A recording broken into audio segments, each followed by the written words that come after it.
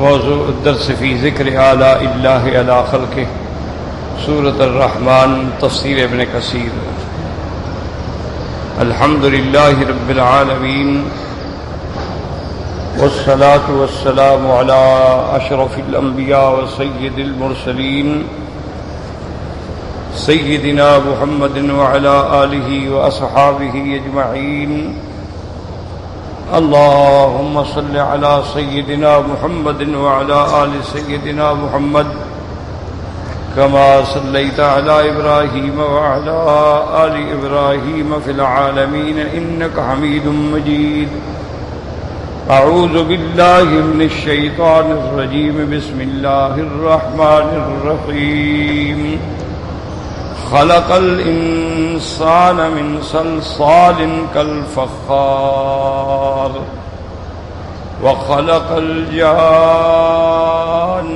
من مارج من نار، فبأي آلاء ربكما تكذبان؟ رب المشرقين ورب المغربين، فبأي آلاء ربكما تكذبان؟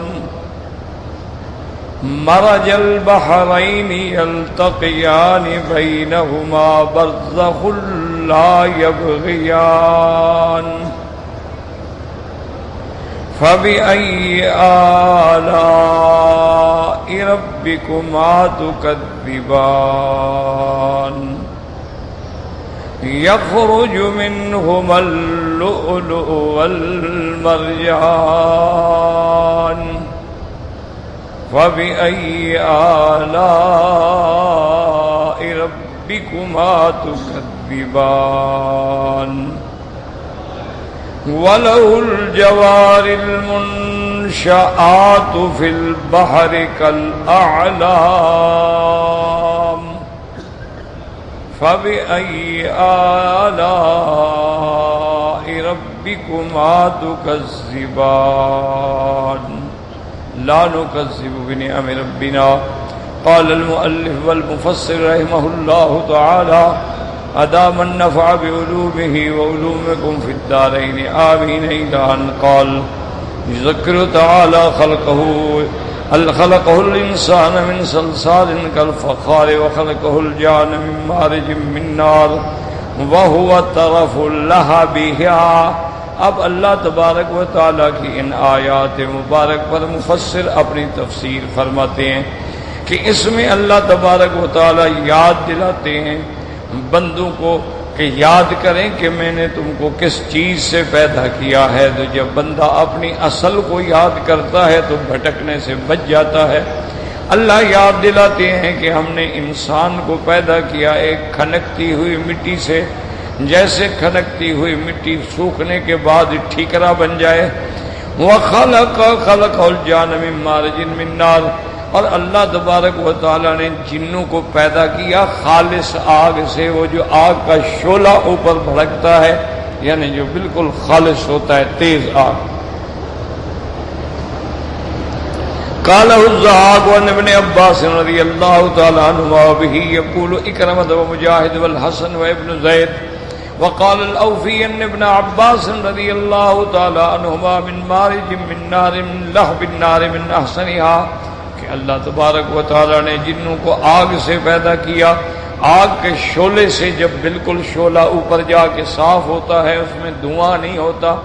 وقال علی ابن ابی طلحہ من باس من مارج من نار من خالص النار، اور انہوں نے فرمایا کہ مارج من نار کا معنی ہے کہ خالص آگ سے اللہ نے جنات کو پیدا فرمایا۔ وقضا قال اکرمۃ مجاہد والضحاک وغیرہم۔ وقال الامام احمد حدثنا عبد الرزاق قال حدثنا معمر عن الزهري عن عروة عن عائشہ رضی اللہ تعالی عنہ قالت قال رسول اللہ صلی اللہ علیہ وسلم: خلقت الملائکۃ من نور وخلق الجان من مارج من نار وخلق آدم مما وصف لكم رواه مسلم محمد بن رافع عبد الواحد کلاہما عن عبد الرزاق به۔ امام احمد رحمت اللہ علیہ نے اس سند کے ساتھ بی بی عائشہ رضی اللہ تعالی عنہ سے روایت نقل کی ہے کہ حضور صلی اللہ علیہ وسلم نے فرمایا خلقت الملائکۃ من نور، اللہ تبارک و تعالی نے ملائکہ کو نور سے پیدا فرمایا، اور اللہ نے جنات کو آگ سے پیدا فرمایا، اور اللہ تبارک و تعالی نے انسانوں کو مما وصف لکم، جو خود قرآن نے بیان کیا ہے کہ خلق الانسان من صلصال کالفخار، مٹی سے پیدا کیا۔ اب اللہ فرماتے ہیں فَبِأَيِّ آلَاءِ رَبِّكُمَا تُكَذِّبَانِ، اے انس و جن تم اپنے رب کی کون کون سی نعمتوں کو ٹکراؤ گے؟ لا نکذب بنعم ربنا تقدم تفسیرہ رب المشرقین ورب المغربین، یعنی مشرقی الصیف والشتاء و مغربی الصیف والشتاء۔ اللہ نے فرمایا رب ہے دو مشرقوں کا اور رب ہے دو مغربوں کا۔ تو دو مشرقوں سے مراد یہ ہے کہ موسم دو ہوتے ہیں، صیف اور شتاء، سردی اور گرمی، تو ہر موسم میں مشرق بھی ہے اور مغرب بھی۔ وقال فی الآیت الاخری، اللہ تبارک و تعالیٰ نے ایک دوسری آیت میں فرمایا فلا اقسم برب المشارق، یعنی میں قسم کھاتا ہوں اس رب کی جو مشارق کا رب ہے۔ تو مشارق جمع کا صیغہ ہے، کیوں؟ وذالک باختلاف مطالع الشمس تطلع فی کل یوم وبروزها منه الی الناس، کہ اللہ تبارک و تعالیٰ نے ہر دن جو ہے اور ہر ملک کے اندر الگ اس کی مشرق ہے، الگ اس کی مغرب ہے۔ مطالع الشمس جو ہے الگ ہیں، وہ تبدیل ہوتے رہتے ہیں، تو اس اعتبار سے کئی مشرقیں اور کئی مغربیں ہوئیں۔ وقال فی الآیت الاخری رب المشرق والمغرب لا الہ الا هو فاتخذوا وکیلا، وهذا المراد من جنس المشارق والمغارب، ولما كان في اختلاف هذه المشارق والمغارب مسائل للخلق من الجن والانس۔ اب اللہ تبارک و تعالی نے کہیں مشرق فرمایا، کہیں مشرقین فرمایا، کہیں مشارق فرمایا، چونکہ موسموں کا فرق ہے اور ہر علاقے کے مطلع شمس کا فرق ہے اور اس کی تبدیلیاں ہیں، کبھی کسی جگہ دن طویل ہے اور رات مختصر ہے۔ تو اس کے بعد اللہ پاک فرماتی ہیں کہ اس اختلاف موسم کے اندر جو تمہارے مفادات ہیں، جو تمہارے فوائد ہیں، کبھی تمہیں دن کی روشنی کی ضرورت ہے، کبھی تمہیں رات کے اندھیرے کی ضرورت ہے، کبھی تمہیں سورج کی آگ کی ضرورت ہے، اور کبھی تمہیں چاند کی چاندنی کی ضرورت ہے۔ تو اس لیے یہ سب میری نعمتیں ہیں جو میں نے بندوں کے لیے پیدا کی۔ اس لیے فرماتے ہیں فَبِأَيِّ آلَاءِ رَبِّكُمَا تُكَذِّبَانِ۔ وَقَوْلُهُ تَعَالَى مَرَجَ الْبَحْرَيْنِ يَلْتَقِيَانِ، مرج من اللہ نے دریاؤں کو چھوڑا۔ قال ابن عباس نے ارسلہما یلتقیان، قال ای منعہما ان یلتقیا بما جعل بینہما البرزخ الحاجز الفاصل بینہما۔ اب مفسر فرماتے ہیں کہ یہاں لفظ ہے کہ مرج البحرین یلتقیان، تو یلتقیان کا معنی بظاہر ہے ملنا، لیکن اللہ نے منع کر دیا کہ ملنا نہیں ہے، کٹھے چلو لیکن ملنا بالکل نہیں ہے۔ میٹھا پانی الگ رہے گا اور کھارا پانی الگ رہے گا۔ اللہ نے ان کے درمیان میں ایک حاجز پیدا کر دیا، رکاوٹ پیدا کر دی جو دونوں کو ملنے نہیں دیتی ہے۔ فالمراد بقولی البحرین مرج البحرین، بحرین سے کیا مراد ہے؟ مفسر فرماتے الملح والحلو، کیونکہ ایک پانی کھارا ہے ایک میٹھا ہے۔ فالحلو هذه الانہار الصارحة بین الناس، یہ میٹھا پانی تو وہ ہے جو نہریں چل رہی ہیں تمہارے اندر۔ وقد قدمت الکلام علی ذلک فی سورۃ الفرقان۔ اب مفسر فرماتے ہیں اس پہ میں طویل بحث کر چکا ہوں۔ سورۃ الفرقان کی اس آیت میں جس نے دیکھنا ہو وَهُوَ الَّذِي مَرَجَ الْبَحْرَيْنِ هَذَا عَذْبٌ فُرَاتٌ وَهَذَا مِلْحٌ أُجَاجٌ وَجَعَلَ بَيْنَهُمَا بَرْزَخًا وَحِجْرًا مَحْجُورًا وقد اختار ابن جریر ان المراد بالبحرین بحر السماء بحر الارض۔ مفسر ابن جریر رحمۃ اللہ علیہ فرماتی ہیں مرج البحرین، وہ فرماتی ہیں بحرین سے مراد دو دریاؤں سے مراد ایک آسمانوں پہ دریا اور ایک زمینوں پہ دریا، یہ دو دریا ہیں۔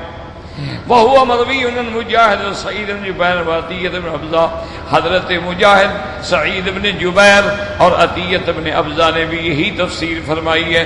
قال ابن جرير ان اللؤلؤ يتولد من ماء السماء واصداف بحر الارض وهذا وان كان هكذا لكن ليس المراد ذلك ما ذهب اليه فانه لا يساعده اللفظ۔ اب مفسر رحمۃ اللہ علیہ فرماتی ہیں کہ ابن جریر مفسر فرماتے ہیں کہ چونکہ یہ موتی جو ہیں یہ آسمان کے پانی سے بنتے ہیں تو لہذا اس سے مراد ایک آسمان کا دریا ہے اور ایک زمینوں کے دریا ہے۔ لیکن مفسر فرماتے ہیں رحمۃ اللہ علیہ کہ یہ قول بنتا نہیں ہے، چونکہ اللہ نے فرمایا ہم نے ان کے درمیان میں ایک معنی رکھا جو ملنے نہیں دیتا ان کو۔ اگر ایک آسمان پہ ہو ایک زمین پہ ہو تو پھر حاجز کا کیا مطلب؟ اس لیے مفسر فرماتے ہیں کہ ابن جریر کی یہ بات جو ہے کوئی وزن نہیں رکھتی ہے۔ فَإِنَّهُ تَعَالَى قَدْ قَالَ بَيْنَهُمَا بَرْزَخٌ لَا يَبْغِيَانِ وَجَعَلَ بَيْنَهُمَا بَرْزَخًا وَهُوَ الْحَاجِزُ مِنَ الْأَرْضِ، کہ اللہ نے زمین کے اندر درمیان میں رکاوٹ رکھی ہے، اللہ یہ وہی هذا على هذا وهذا على هذا فيفسد كل واحد منهما الآخر ويزيله عن صفة التي هي مقصودة منه وما بين السماء والارض لا يسمى برزخا وحجرا محجورا۔ اللہ نے ان دو دریاؤں کے درمیان میں ایسا حاجز رکھا ہے کہ یہ اس پہ زیادتی نہ کرے اور وہ اس پہ زیادتی نہ کرے، اور دونوں اپنی صفتوں پہ قائم رہیں، یہ میٹھا رہے یہ کڑوا رہے۔ یہ نہیں ہو سکتا کہ میٹھا کڑوے میں مل جائے یا کڑوا میٹھے میں مل جائے۔ تو کہتے ہیں اگر آسمان اور زمین کے دریا مراد لیے جائیں تو پھر یہ ترجمہ نہیں بنتا، تو لہذا راجح قول جو ہے وہ یہی۔ اب یہاں تک الحمدللہ ہم نے سابقہ دروس میں پڑھ لیا تھا۔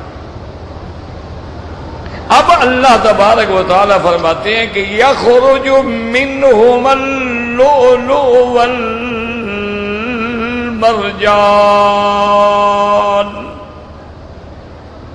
اب سمجھیں کہ اللہ نے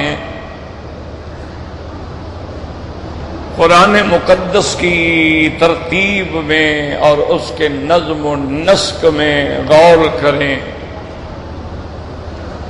تو انسان یعنی حیرتوں کے دریا میں ڈوب جاتا ہے کہ اللہ کے اس کلام میں کتنی حکمتیں ہیں، کتنے اسرار ہیں اور کتنی منافع ہیں اور کتنی فوائد ہیں، اور دنیا میں یہ واحد کتاب ہے جس کے پڑھنے سے آدمی کا دل نہیں بھرتا، اور دنیا میں یہ واحد کتاب ہے کہ جس کو آپ جتنا زیادہ مطالعہ کریں گے، جتنا زیادہ محنت کریں گے، اتنا زیادہ اللہ کی رحمت سے موتی نکلیں گے۔ یعنی ہم نے الحمدللہ اپنے والدین کو بھی، اپنے اساتذہ کو بھی، اپنے بزرگوں کو بھی دیکھا کہ جنہوں نے 70 سال قرآن پڑھایا، تفسیر پڑھائی، اور کوئی الحمدللہ ایسی تفسیر نہیں ہے جو پڑھائی جاتی ہے نہ پڑھائی ہو، اور ایسی تفاسیر نہیں جو موجود ہوں اور ان کا مطالعہ نہ کیا ہو، لیکن پھر بھی روزانہ قرآن کھول کے مطالعہ کر رہے۔ تو کئی دفعہ ہم بچے تھے چڑھ جاتے تھے کہ دیکھو بڑھاپا آ گیا ہے، اینک کام نہیں کرتی، نظر کام نہیں کرتی ہے، اور جناب رات کو بھی بیٹھے قرآن شریف کا مطالعہ کر رہے ہیں۔ بھائی 70 سال پڑھاتے گزر گیا، اب بار بار مطالعہ کرنے کی کیا ضرورت؟ آدمی کو 70 سال کو مذاق تو نہیں ہوتی نا، آدمی کے دماغ میں الحمدللہ بات بیٹھ جاتی۔ تو کئی دفعہ ہم پوچھتے تو کہتے بیٹا یہ ایسا بحر ہے، قرآن ایسا دریا ہے جس کا کنارہ ہی نہیں ہے، جتنا دفعہ ہم نے ترجمہ پڑھایا، جتنا دفعہ مطالعہ کیا اور باتیں سمجھ آئیں۔ اسی طرح امام شافعی رحمت اللہ علیہ جو بہت بڑے امام ہیں، اللہ ان کی قبروں پہ کروڑوں رحمتیں فرمائیں، بہت بڑا علم کا پہاڑ ہے۔ ایک رات جب صبح کی نماز میں تشریف لائے تو طلباء نے دیکھا کہ آپ کی آنکھیں مبارک بالکل سرخ ہیں اور چہرے پر تھکاوٹ کے آثار ہیں، تو انہوں نے عرض کیا کہ حضرت خیریت تو ہے کہ رات آپ کو شاید آرام نہیں ملا؟ فرمایا ہاں، میں رات 1 منٹ کے لیے نہیں سو سکا، اللہ کے قرآن کی ایک آیت پہ خیال جو آ گیا تو ساری رات میں اس آیت پہ بیٹھا رہا، اور فرمایا اللہ کا شکر ہے کہ میں نے اس سے 300 مسائل استنباط کیے۔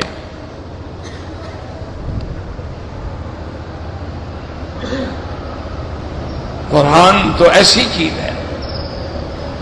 اسی طرح صحیح احادیث میں آتا ہے کہ قام رسول اللہ صلی اللہ علیہ وسلم بآیت، میرے محبوب دو عالم صلی اللہ علیہ وسلم ساری رات ایک آیت پڑھتے رہے، ساری رات تہجد میں، قیام میں بھی وہی پڑھتے رہے، رکوع میں حالانکہ قرآن نہیں پڑھا جاتا لیکن آپ رکوع میں بھی پڑھتے رہے، سجود میں بھی پڑھتے رہے، اور ساری رات صرف اسی ایک آیت پہ گزار دی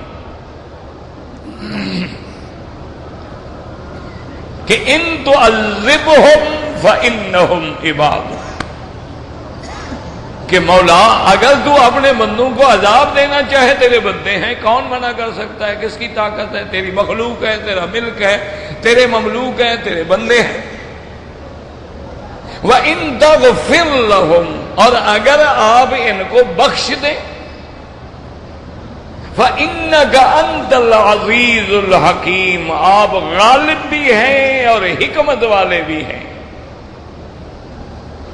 اسی آیت پہ حضور ساری رات اللہ کے آگے کھڑے ہیں کہ مولا عذاب دو، تیرے بندے ہیں۔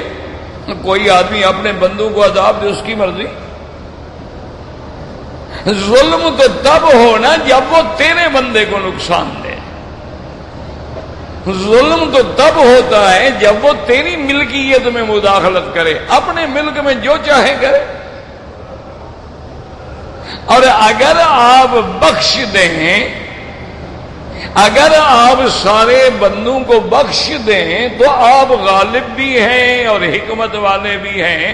اب قرآن کو سمجھو، بخشنے کے بعد تو صفت آگے آنی تھی غفور کی، رحیم کی، لیکن یہاں اللہ نے 2 صفتیں ذکر کی، غالب بھی ہے اور حکمت والا بھی ہے۔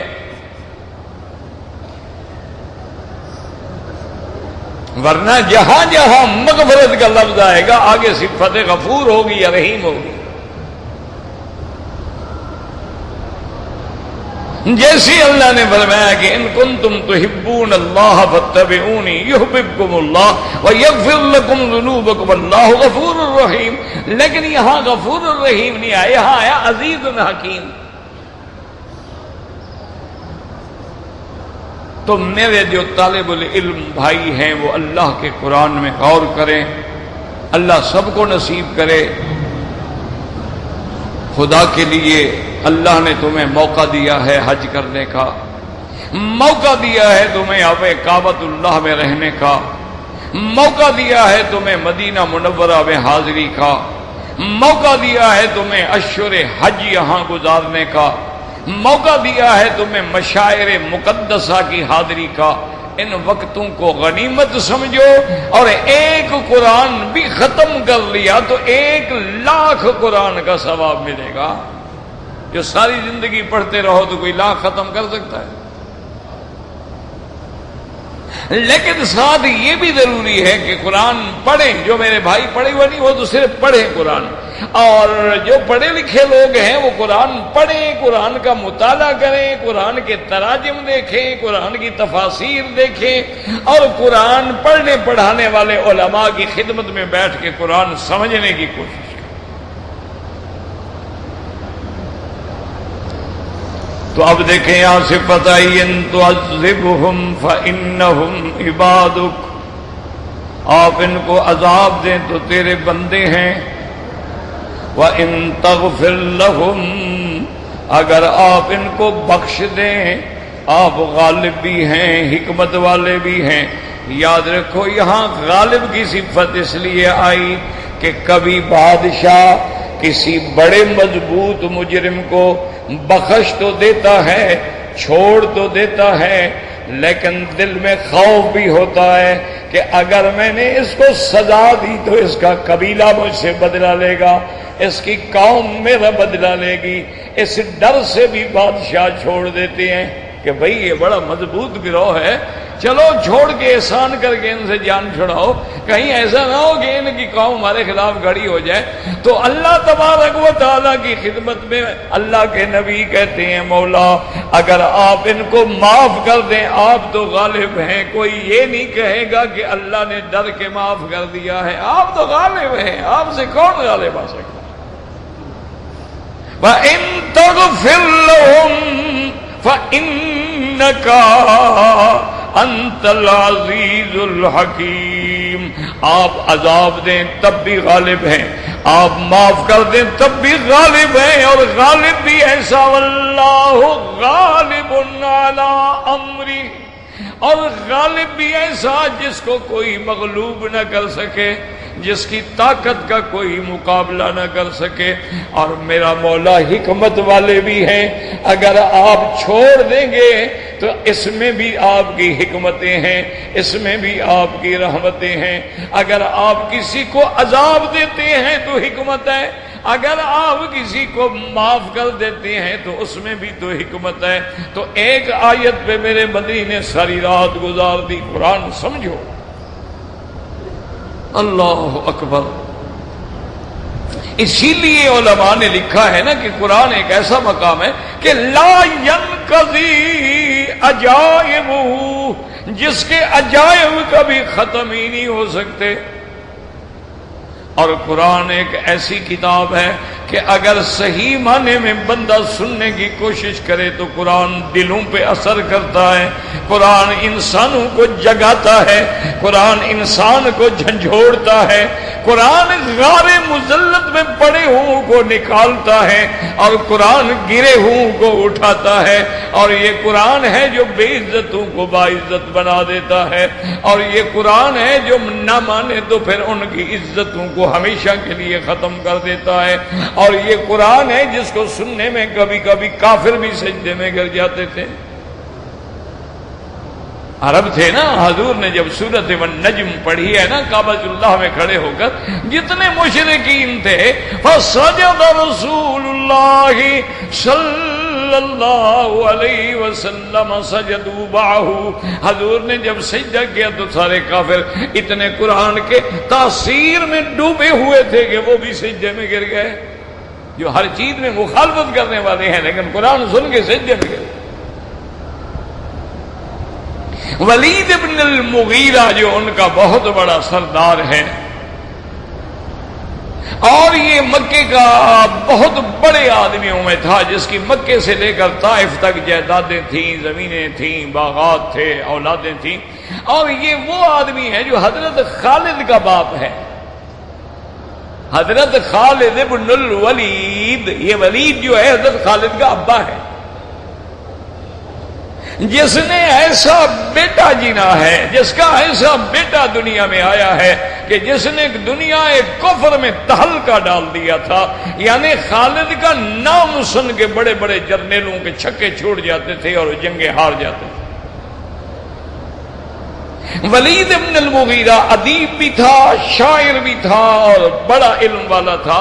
حضور کی خدمت میں آیا ایک دن، کہنے لگا کہ یا محمد صلی اللہ علیہ وسلم، جب نام آئے نا درود شریف پڑھا کرو، اللہ کے کعبے میں آئے ہو تو کچھ سیکھو خدا کے لیے، جب بھی نام آئے فوراً درود شریف پڑھو، یہی اللہ کا حکم ہے، یاد رکھو، اور یہی حکم محمد مصطفیٰ ہے صلی اللہ علیہ وسلم۔ اللہ نے بھی حکم دیا صلو علیہ، میرے نبی پہ درود بھی، سلام بھی۔ حضور نے بھی یہی فرمایا کہ جو بندہ میرا نام سن کے درود نہ پڑھے اس جیسا بخیل دنیا میں کوئی نہیں۔ اور حضور نے فرمایا من صلی علی واحدا، جو مجھ پہ ایک دفعہ درود بھیجتا ہے صلی اللہ بہا عشرا، اللہ 10 دفعہ رحمتیں نازل فرماتا۔ تو مسئلے سمجھو، یہ تو اب لوگوں نے بنا رکھا ہے، کوئی انگوٹھے چوم رہا ہے، کوئی کھڑا ہو رہا ہے، پتہ نہیں ان کے دماغ میں کہاں سے یہ مسائل گھڑے ہوئے ہیں جو قرآن کے بھی خلاف ہیں، حضور کے حدیث کے بھی خلاف ہیں، اور اجماع صحابہ کے بھی خلاف ہیں، اور قیاس کے بھی خلاف ہیں۔ دیکھو نا، دنیا میں 4 چیزیں ہوتی ہیں، یا قرآن یا حدیث یا اجماع یا قیاس۔ ان 4 کے علاوہ تو اور کوئی جگہ نہیں نا جہاں سے ہم دلیل پکڑیں۔ اب دیکھو، تم نماز پڑھتے ہو، رکوع کرتے ہو، سجود کرتے ہو، قرآن سے ثابت ہے۔ قیام کرتے ہو، قرآن سے ثابت ہے۔ اب جناب یہ ہے کہ تم نماز میں جا کے سبحان ربی الاعلی پڑھتے ہو، اللہ کا بھی حکم ہے اور حدیث سے بھی ثابت ہے۔ اب جناب یہ ہے کہ امام تو زور سے کہے اور ہم آہستہ کہیں، یہ عمل جو ہے سارے صحابہ سے بھی موجود ہے کہ حضور اللہ اکبر جب کہتے صحابہ اللہ اکبر آہستہ کہتے تھے۔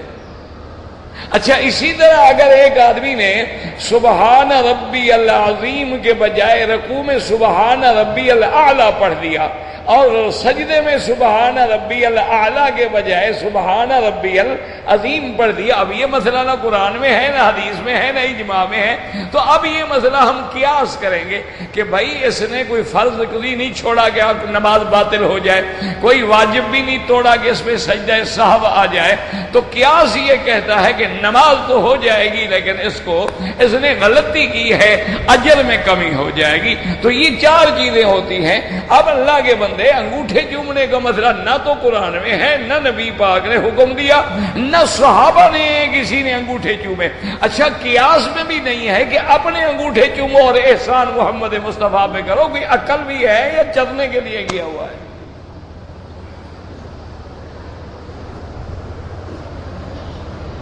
نہیں، گزارش یہ ہے کہ اگر یہ ادب ہے حضور کا تو جس نے نام لیا حضور کا اس کا جا کے منہ چومو، انگوٹھوں نے کیا کیا ہے؟ انگوٹھے سے کیا نکلا ہے کہ اس کو چوم رہے ہو؟ اور پھر یہ انگوٹھے جو ہیں، ناخن جو ہیں، یہ اچھی چیز ہے؟ یعنی تم نے نبی کا تصور بھی کیا تو ان ناخنوں میں کیا جس کے کاٹ دینے کا حکم ہے، تصور دل میں کرتا تو نبی کو آنکھوں میں بساتا، تم نے انگوٹھوں میں بسا دیا، خدا کا شرم کرو۔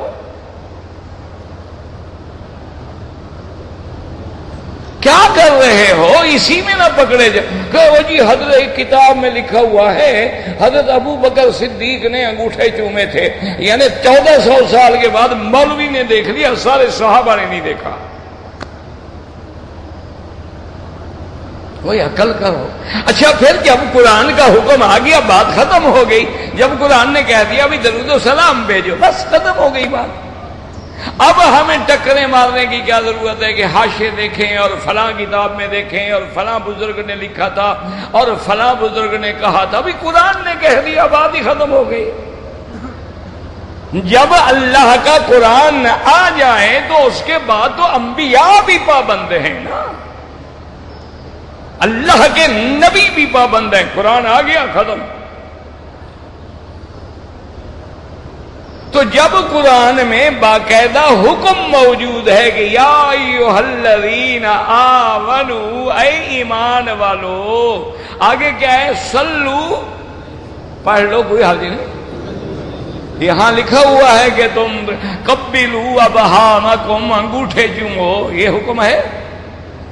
حکم کیا ہے؟ صلو علیہ وَسَلِّمُوا تَسْلِيمًا، کیا معنی؟ اللہم صلی علی سیدنا محمد وعلی آل سیدنا محمد وبارک وسلم۔ اچھا، پھر درود جب حضور نے سکھلا دیا، صحابہ نے کہا حضور سلام تو ہم نے سیکھ لیا، درود کیسے پڑھیں؟ آپ نے پڑھ کے سکھلا دیا، اللہم صلی علی محمد وعلی آل محمد کما صلیت علی ابراہیم وعلی آل ابراہیم وبارک علی محمد وعلی آل محمد کما بارکت علی ابراہیم وعلی آل ابراہیم فی العالمین انک حمید مجید۔ یہ درود خود حضور نے سکھلایا اور اللہ کا نبی خود بھی نماز میں اپنے اوپر یہی درود پڑھتے ہیں۔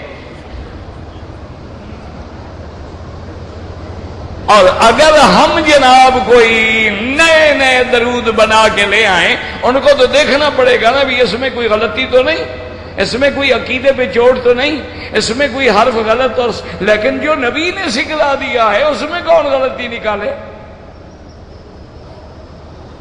تو اس لیے ہمیشہ یاد رکھا کریں کہ قرآن میں تدبر کریں، قرآن میں غور کریں۔ اللہ کا قرآن، ولید آیا اور کہنے لگا کہ یا رسول اللہ صلی اللہ علیہ وسلم، کہنے لگا یا ابن عم، اے میرے بھائی کے بیٹے، میں آپ سے کچھ باتیں کہنے آیا ہوں، اور وہ یہ باتیں میں اپنی طرف سے نہیں کہہ رہا، میں تیری قوم قریش کے تمام سرداروں کا نمائندہ بن کے آیا ہوں، اور سارے سردار دار الندوہ میں بیٹھے انتظار کر رہے ہیں، اگر اجازت ہو تو میں آپ سے بات کروں۔ حضور نے فرمایا ولید، میں اسی بات کرنے کے لیے تو ترس رہا ہوں، میں تو چاہتا ہوں کہ میرے ساتھ بات کرے۔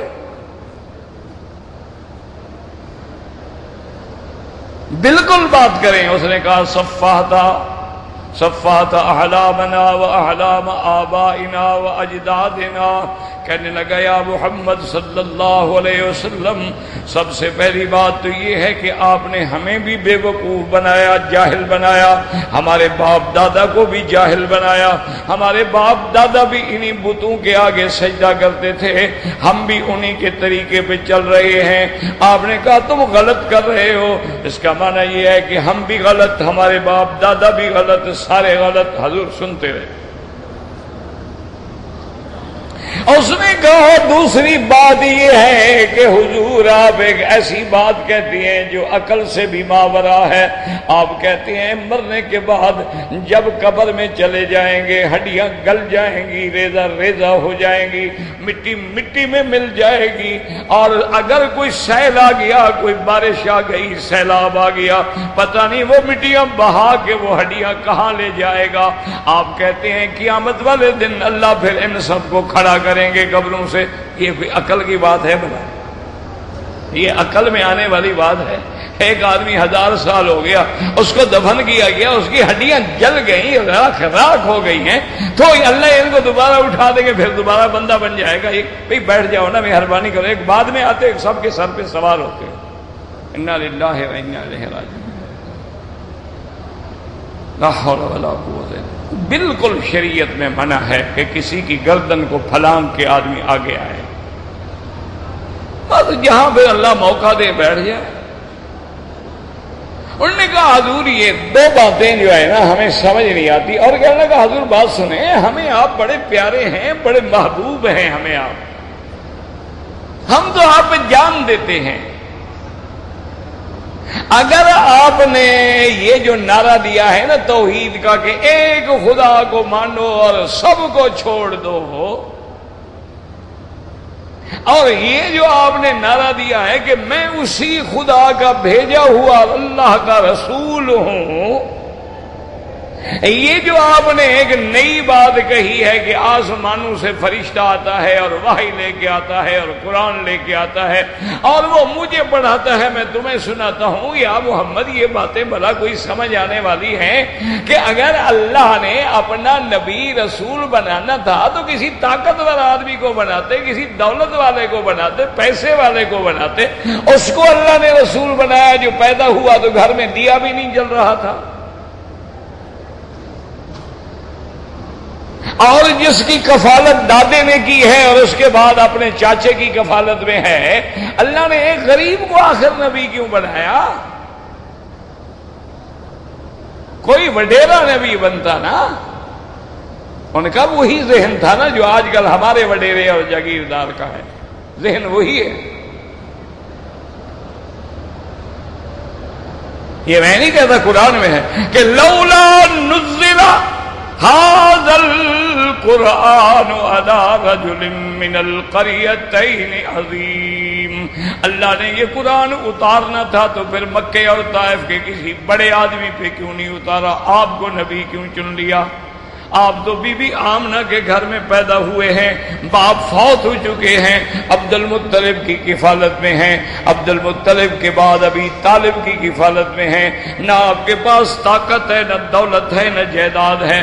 اور کہنے لگا کہ یا محمد صلی اللہ علیہ وسلم، اگر اس نعرہ دے کر ایک نئی جماعت بنانے کے ساتھ اپنی شہرت حاصل کرنا چاہتے ہو اور اس کے اندر آپ کی غرض ہے کہ آپ مکے کے سردار بن جائیں، لوگ نئے نئے نعرے دیتے ہیں نا الیکشن جیتنے کے لیے کہ ووٹ مل جائے میں بھی بڑا بن جاؤں، انہوں نے کہا شاید اللہ کے نبی نے بھی کوئی ایسا نعرہ دیا ہے سیاسی طور پہ کہ بھی آپ کو بھی مکے کی سرداری مل جائے۔ انہوں نے کہا حضور اگر یہ بات ہے نا تو خدا کی قسم ہے میں کعبے میں بیٹھا ہوں اور میں تیرے قریش کا سب سے بڑا ہوں، میں تمہارے آگے سارے سردار لے آتا ہوں، سب سے پہلے آپ کے ہاتھ پہ بیعت کرتے ہیں، آپ بلا مقابلہ مکے کے سردار بن جائیں۔ آپ کو سرداری چاہیے نا تو سردار بن جائیں، آپ ہمیں جھوٹا تو نہ کریں۔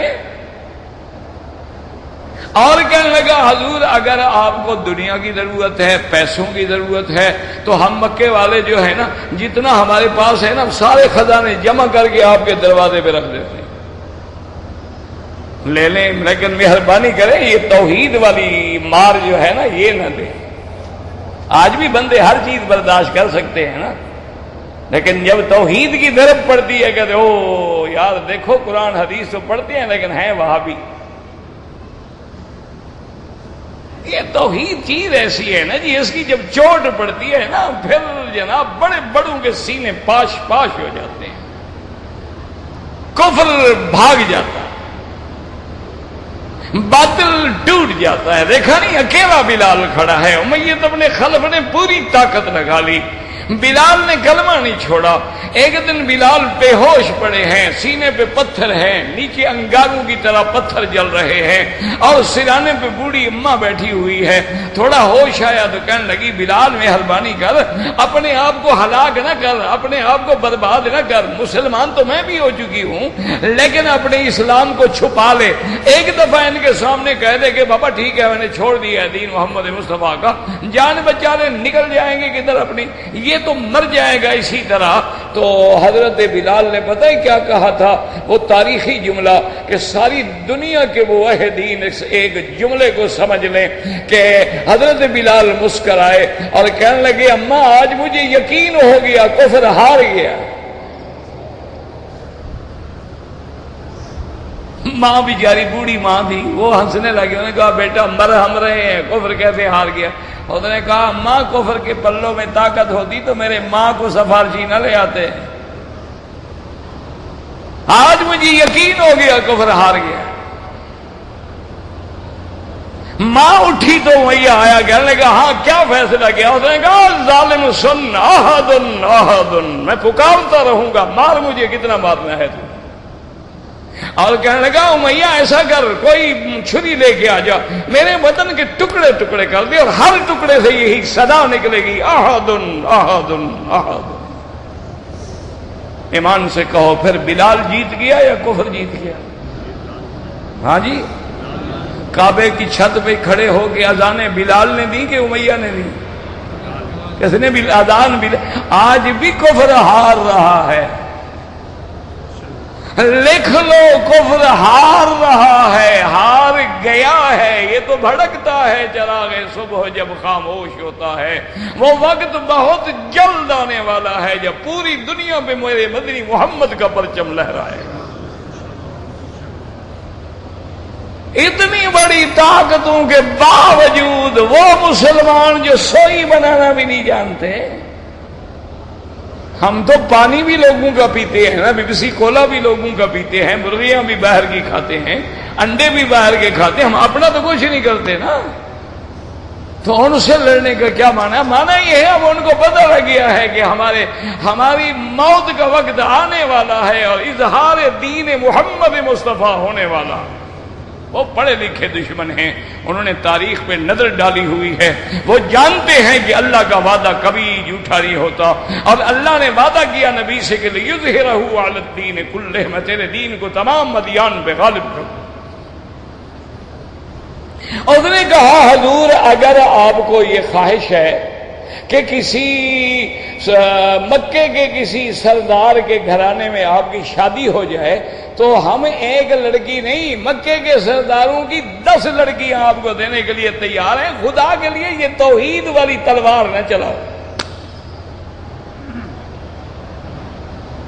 یہ جو آپ کہتے ہیں نا کہ لا الہ الا اللہ، یہ تلوار مہربانی کرو نہ چلاؤ۔ آج بھی آدمی کہتا ہے اور ختم کھانے ہیں کھا لو مولوی صاحب، حلوے کھانے ہیں کھا لو، 11ویں کے دودھ پی لو، بس یہ ضرب نہ مارو لا الہ والی۔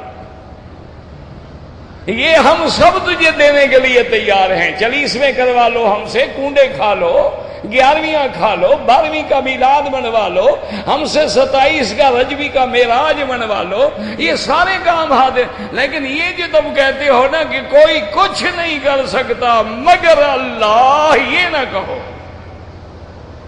اجعل الآلہۃ الہا واحدا، کہ میرے محمد مصطفیٰ آپ نے تمام خداؤں کو توڑ کے ایک خدا مان لیا ہے، ساری دنیا کے کام ایک خدا کرتا ہے۔ ان ھذا لشیء عجاب، یہ ہمیں سمجھ نہیں آتا ہے، اور اس لیے مفسرین نے فرمایا کہ عجیب قوم ہے، ان کو یہ تو سمجھ نہیں آتا کہ ایک خدا سارے کام کیسے کر سکتا ہے، لیکن یہ کیسے سمجھ آیا کہ جن کو ہم نے خدا بنایا ہے یہ کیسے کام کر سکتے ہیں، بنانے والے تو ہم ہیں۔ نہ ایمان سے کہیں آج بغل بھی ہندوستان کے ہمارے مسلمان بھائی بیٹھے ہیں، ویسے تو ہر ملک میں مندر ہیں، ذرا ہندوستان میں زیادہ ہیں، تو وہ جانتے ہیں جو ہندو بناتے ہیں یہ مندر ہیں، ان میں جو دیوی ہیں دیوتا ہیں یہ خود بناتے ہیں یا اوپر سے گرتے ہیں؟ ہاں جی خود بناتے ہیں۔ اچھا، اور یہ ہمارے شیعہ بھائی جو تعزیہ حضرت حسین کا بناتے ہیں، خود بناتے ہیں، حضرت حسین بھجواتے ہیں وہاں سے؟ ہاں جی یہ بھی خود بنا؟ نہیں سچی بات کرو، کعبہ شریف خود بناتے ہیں۔ اچھا یہ جو بزرگوں کی مزاروں پہ گنبد اور روضے جو بناتے ہیں، یہ بزرگ رات کو اٹھ کر خود تعمیر کرتے ہیں یا کہ یہ تم خود بناتے ہو؟ یعنی بناتے تم ہو، جب وہ نیچے چلے جاتے پھر مانگتے ہو ان سے کہ جی ہم نے اوپر پکی اینٹیں لگا دی ہیں، اب آپ نکل تو نہیں سکتے لیکن ہماری مدد کرو۔ کیا ہو گیا ہے تمہیں؟ ہندو دیوتا خود بنا کے مانگتا ہے مہربانی کر بھگوان رام رام کر کے کھڑا ہوا ہے، اور تم بھی قبروں میں اللہ والوں کو سلا کے روزے بنا کے کھڑے ہو، یا شہباز قلندر میری مشکل حل کر دے، یا پیران پیر میری مشکل حل کر دے۔ ایمان سے قبر ان میں اور ان میں کیا فرق ہے؟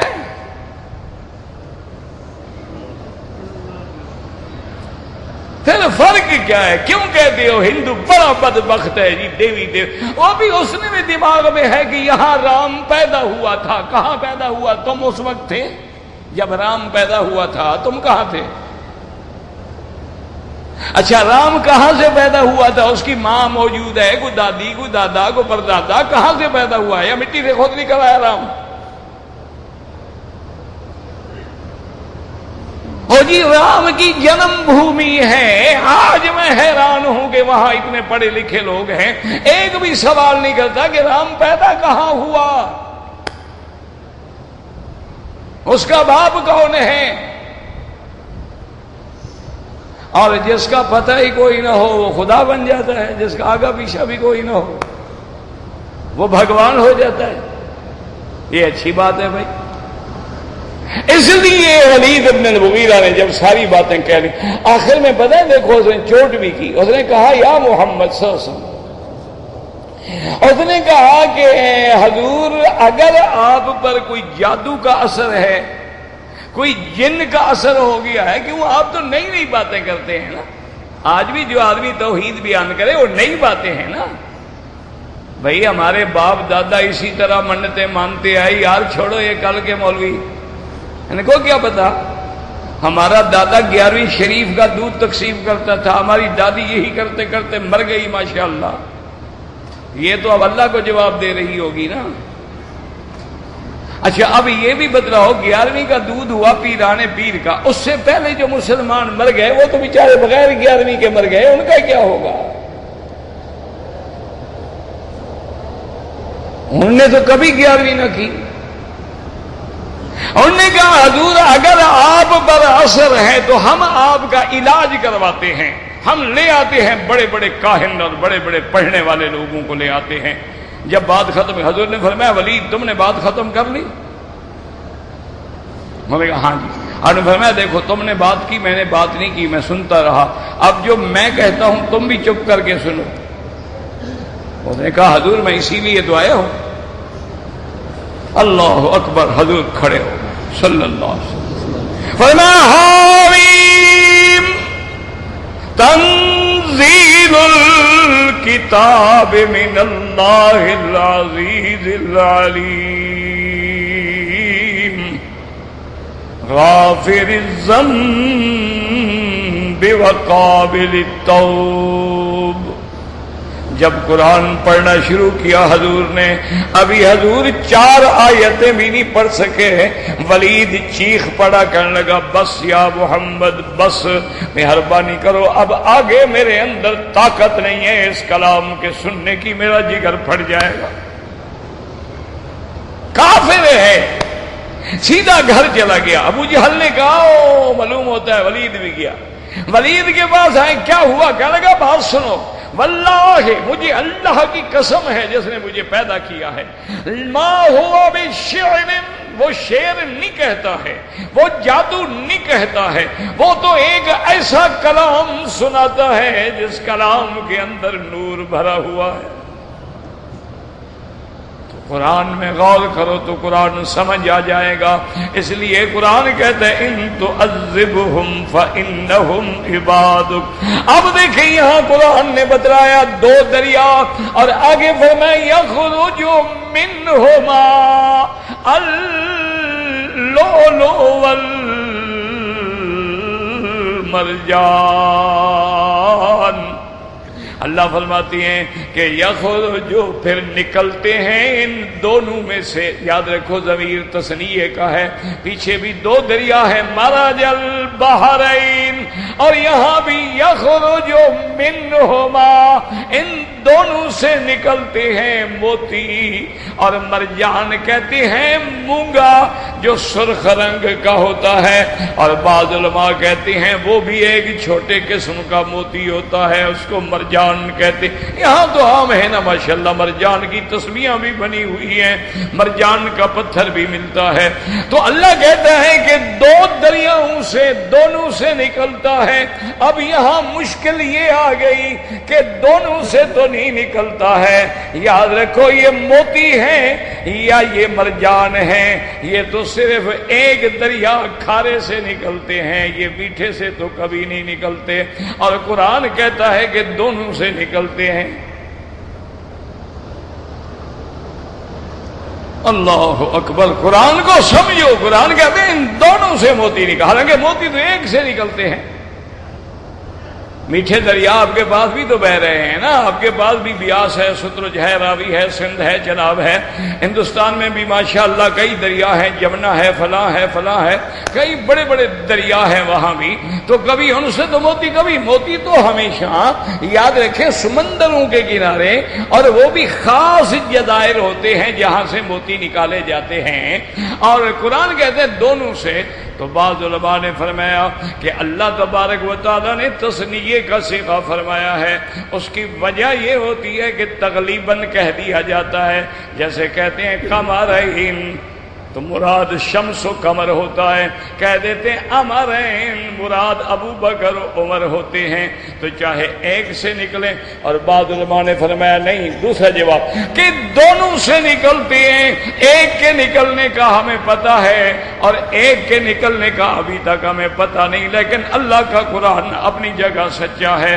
اور بعض علماء نے فرمایا کہ نہیں، یوں سمجھو کہ یہ جو موتی ہیں یہ ہے کیا چیز، سمجھو سیپیاں جسے تم تم کہتے ہو عرب میں صدف کہتے ہیں اس کو، اپنی زبان میں ہم سیپی کہتے ہیں، یہ سیپیاں منہ کھول کے پڑی رہتی ہیں، اور آسمان کی بارش کے جب قطرے آتے ہیں وہ قطرے ان کے اندر داخل ہوتے ہیں، اور جب یہ منہ بند کر لیتی ہے تو کافی عرصے کے بعد وہ قطرے جو ہیں موتی بن جاتے ہیں۔ تو یہ دو پانی ہو گئے نا، آسمان کا پانی بھی آیا اور نیچے والا پانی بھی آیا، تو دو دریاؤں سے مل کے یہ موتی نکل رہے ہیں۔ اچھا خدا کی شان دیکھو کہ جب قطرے زیادہ ہوں تو موتی بنتے ہیں، اور جب ایک قطرہ ہو تو پھر جناب وہ در یتیم بنتا ہے۔ اس لیے دیکھیں لاکھوں نبی آئے لیکن میرا مدنی در یتیم، اس لیے قرآن کہتا ہے نا الم یجدک یتیما، صرف اس کا معنی یہ نہیں کہ آپ کا ماں باپ نہیں تھا، وہ تو ایک واضح حقیقت ہے کہ ماں باپ پہلے فوت ہو گئے اور ماں باپ میں فوت ہو گئی، لیکن یہاں معنی یہ میرا مدنی ہم نے آپ کو اکیلا منفرد ہیں آپ کہ ساری دنیا کا نہ حسن مقابلہ کرے نہ شان مقابلہ کرے۔ تو اس لیے فرمایا کہ یخرج منہما اللؤلؤ والمرجان، اچھا ان دریاؤں سے تیرے لیے کتنے فائدے ہیں، پھر ہم نے تیرے لیے موتی نکالے ہیں، میری اتنی بڑی نعمتوں کے بعد بھی میری تکذیب کرتے ہو مجھے، فَبِأَيِّ آلَاءِ رَبِّكُمَا تُكَذِّبَانِ، تم میری کون کون سی نعمت کو جھٹلاؤ گے؟ مولا کہاں جھٹلاتے، ہم تو موتی پہن رہے ہیں، ہم تو مرجان پہن رہے ہیں، ہم تو انگوٹھیاں بنوا رہے ہیں، ہم تو بیگمات کو کروڑوں کے سیٹ گلے میں ڈال رہے ہیں۔ اللہ نے فرمایا سیٹ میرے موتیوں کے ڈالتے ہو، سجدے قبروں پہ کرتے ہو، اس سے بڑی تقریب کیا ہوگی؟ سب سے بڑا جھٹلانا تو یہ ہے نا کہ کھاؤ میرا اور گاؤ دوسروں کا۔ دعا کریں اللہ ہمیں صحیح دین سمجھنے کی توفیق دے، اور اللہ کعبۃ اللہ کی حاضری منظور فرما دیں اور سب پریشانیاں دور فرما دیں۔ اگر دو آدمیوں نے عمرہ کیا، دونوں فارغ ہو گئے طواف صفا سے، ایک دوسرے کے سر پہ اس طرح پھیریں، بالکل جائز ہے۔ اگر نفلی طواف کر کے جس کو چاہیں ثواب بخش سکتے ہیں، نفلی عبادت ہے۔ جو لوگ مکے میں رہتے ہیں وہ حج کا احرام مکے سے باندھیں گے، عمرہ ہو تو پھر باہر جانا ہوتا ہے۔ حرم میں جوتے تبدیل کرنا بالکل ناجائز ہے، اپنے جوتے تھیلیوں میں بند رکھیں اور اپنے سامنے رکھیں۔ اگر حج عمرے کے دوران کوئی تجارت کرے بالکل جائز ہے، وہ تو قرآن میں لکھا ہوا ہے لیس علیکم جناح ان تبتغوا فضلا من ربکم فاذا افضتم من عرفات، اللہ نے لکھا ہے کہ اگر تم رزق کماؤ تو کوئی منع نہیں، لیکن نیت حج ہو، نیت تجارت نہ ہو۔ کہتے ہیں جی کہ طواف میں یا دعاؤں میں رکت دل میں طاری نہیں ہوتی، اس کا علاج یہ ہے کہ کثرت سے استغفار پڑھو اور زیادہ سے زیادہ حضور پاک پہ درود پڑھو۔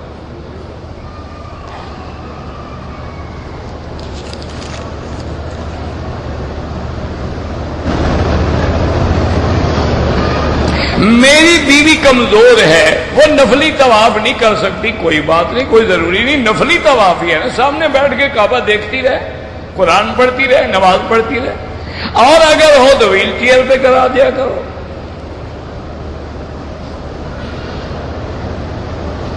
کہتے جی کہ اگر ہم گھر سے آئے ہیں طواف کرنے کے لیے، نیت کر لی ہے، وہی کافی ہے، کوئی وہاں شروع کرو گے تو بسم اللہ اللہ اکبر۔ دم کا معنی ہوتا ہے ایک بکری یا بکرا یا دمبا لے کے ذبح کر کے غریبوں کو کھلانا۔ پاکستان کے لیے تو ہم روز دعا کرتے ہیں میرے بھائی، تمہارے کہنے کی کیا ضرورت ہے؟ پاکستان کے لیے، اس کی سلامتی کے لیے، اور سیلاب وغیرہ کے جو عذاب ہیں اور بد امنی کا جو عذاب ہے، اللہ اس کو رفع فرمائے اور اللہ اپنی رحمت نازل فرمائے۔ دعا یہ کرو کہ اللہ وہاں جو ذمہ دار ہیں ان کو ہدایت دے، جب تک ہدایت نہیں ملے گی کچھ بھی نہیں ہوگا۔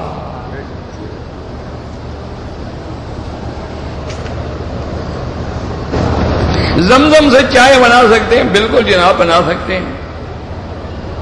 اگر احرام میں نماز پڑھیں سر ننگا رہے، طواف جب کرنا ہے تو کندھا نکال کے کریں. اگر عمرے کا طواف ہے تو 7 چکروں میں ہی کندھا نکلا رہے.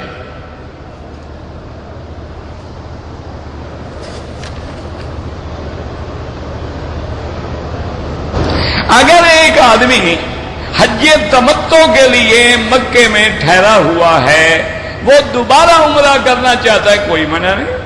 اب بھی جو حاجی آ رہے ہیں تو عمرہ کر لیا تمتع کا، لیکن پھر مدینے جائیں گے، پھر عمرہ کریں گے، تو کوئی منع نہیں ہے.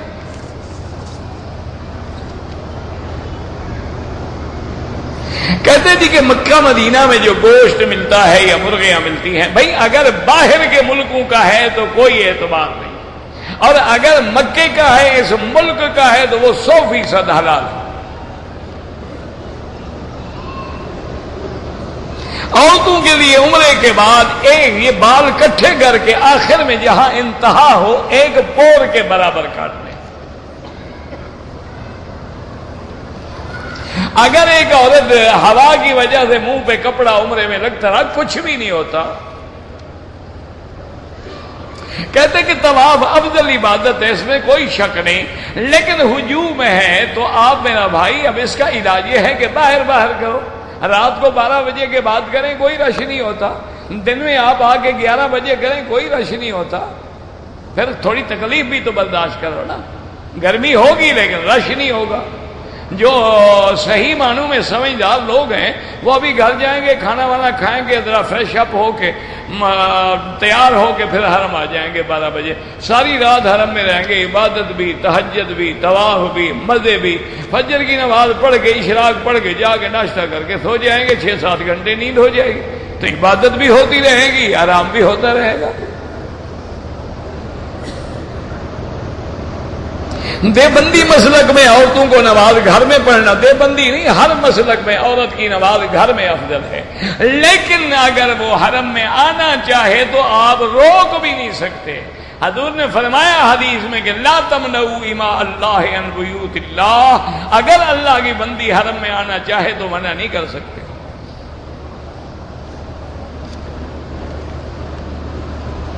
پورے مکے میں جہاں بھی نماز پڑھیں گے 1 کا لاکھ ملے گا. اگر ہم نے طواف عصر کے بعد کیا ہے، حنفی مسلک میں 2 رکعت مغرب کے بعد پڑھو، اور حنبلی مسلک میں ہر وقت جائز ہے. یہ کوئی جھگڑے کا مسئلہ نہیں ہے، جب موقع ملے. اچھا مغرب کے بعد پڑھو گے تو کوئی حدیث مخالف نہیں ہوگی نا، لیکن عصر کے بعد پڑھو گے تو ایک حدیث تو مخالف ہے نا کہ عصر کے بعد نماز نہیں جب تک کہ سورج نہ ڈوبے.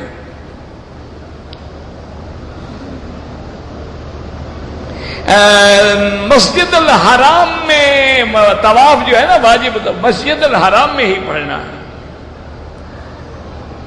کہتے جی کہ اگر ہم نے عمرے میں یا حج کے احرام میں جو جوتا پہننا ہے، ہاں بالکل اس کا یہی ہے کہ ٹخنے ظاہر ہوں، اور حنفی مسلک میں یہ اوپر والی ہڈی بھی ظاہر ہو، لہذا کوئی چپل پہننا ضروری نہیں ہے.